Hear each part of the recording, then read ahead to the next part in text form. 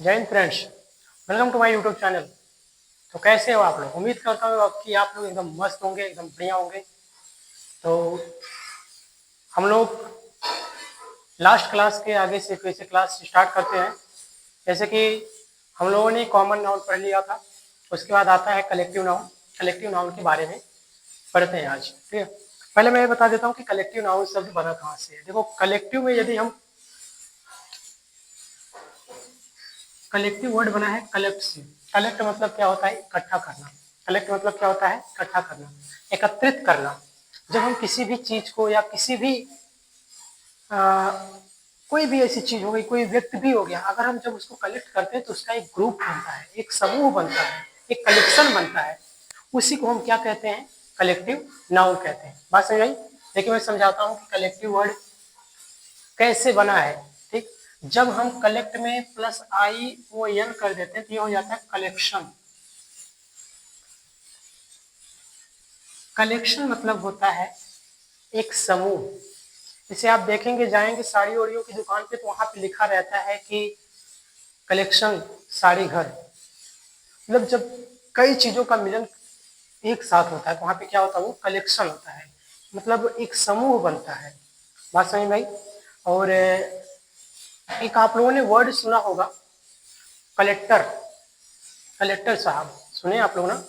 Collector साहब जिसको बोला जाता है, ये कलेक्टर शब्द आया कहाँ से? 2 मिनट की स्टोरी सुनिएगा।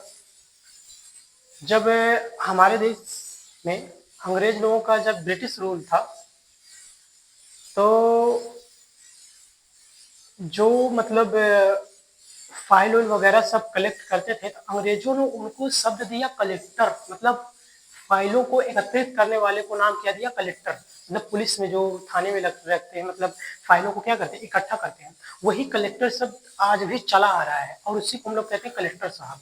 मतलब जो फाइल वगैरह रहता है, सभी डॉक्यूमेंट को इकट्ठा करते हैं, उन्हीं को बोला जाता है कलेक्टर। बात समझ गई? ठीक है, तो हम कलेक्टर समझ गए, कलेक्टिव समझ गए, कलेक्ट भी समझ गए, तो अब कलेक्टिव समझते हैं कि कलेक्टिव क्या होती है। तो आप लोग इसकी डिफिनेशन लिखिएगा। देखिए, लिखिएगा कि the noun, the noun which identify, which identify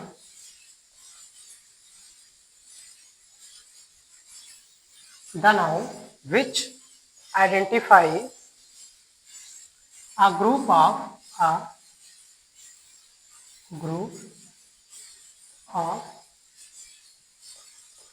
collect a group of collect, या फिर हम कह सकते हैं ग्रुप ऑफ पर्सन।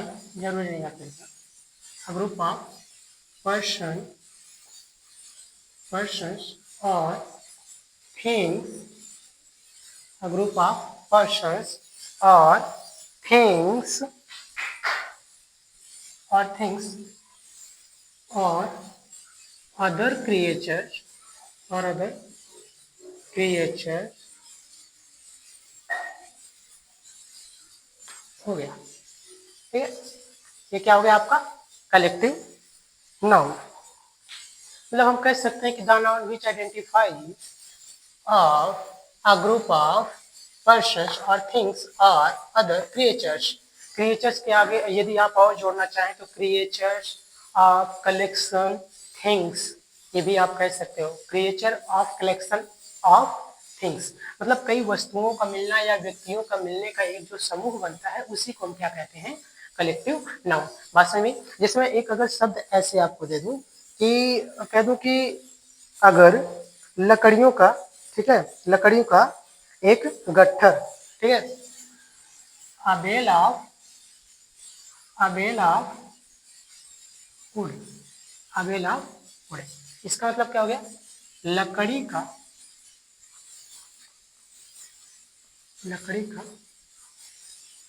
गट्ठर।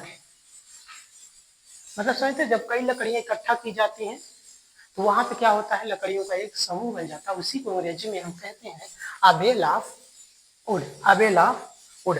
बात समझ में आई? ठीक है, एक दो क्वेश्चन और देख लीजिए। जैसे कि जैसे कि अगर बोल दूं मैं कि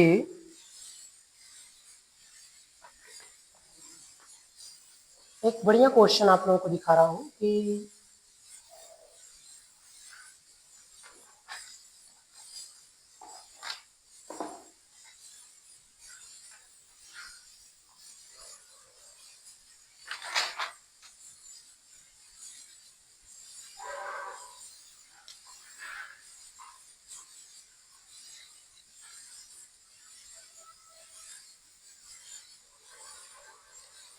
देखिए, a flock of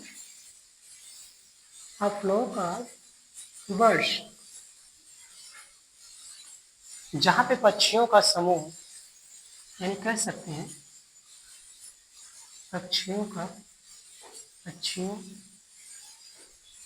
का समूह, बस में मतलब जब किसी भी चीज का हम एक ग्रुप बनाते हैं, एक ग्रुप बनता है, तो उसी को हम कहते हैं कलेक्टिव नाउन। बात समझ में आ गई? बस इसके आगे आपको कलेक्टिव नाउन में और कुछ ज्यादा पढ़ना ही नहीं है, ठीक। हाँ, यदि आपको इसके रूल समझने हैं तो ये समझ लीजिए कि कलेक्टिव नाउन अक्सर हमेशा क्या होता है, सिंगुलर होता है। क्या होता है? सिंगुलर होता है। मतलब जैसे देखो, मैं ऐसे कह दूं एक सेंटेंस, जैसे एक ऐसे सेंटेंस लिखता हूँ कि a team of players, a team of players, यानी खिलाड़ियों का समूह, खिलाड़ियों का समूह। तो ये बताइए, यहाँ पे एक जो टीम बन रही है,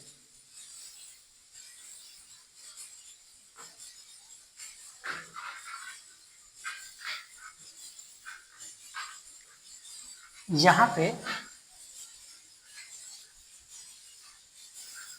11 खिलाड़ी मिलकर तब यहाँ पे एक टीम बना है, ठीक है। तो टीम तो एक ही है ना, प्लेयर्स 11 यहाँ पे है ना, तो ये भी एक क्या हुआ, सिंगुलर हुआ। क्या हुआ? सिंगुलर नंबर सब्जेक्ट हुआ, मतलब आ टीम ऑफ प्लेयर्स। तो हम कह सकते हैं कि कलेक्टिव नाउन हमेशा क्या होता है, सिंगुलर होता है। या तो बस में आप लोग इतना नोट कर लीजिए पहले।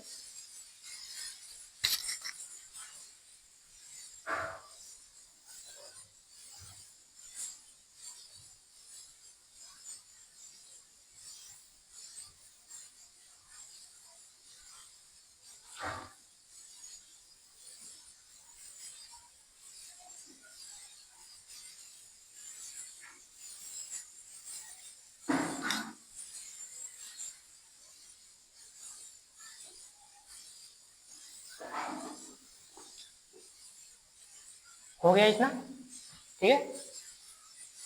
तो आज कलेक्टिव नाउन समाप्त हुआ। कल हम लोग समझेंगे मटेरियल नाउन के लिए। ठीक, आज की क्लास यहीं पे समाप्त होती है। जय हिंद, जय भारत।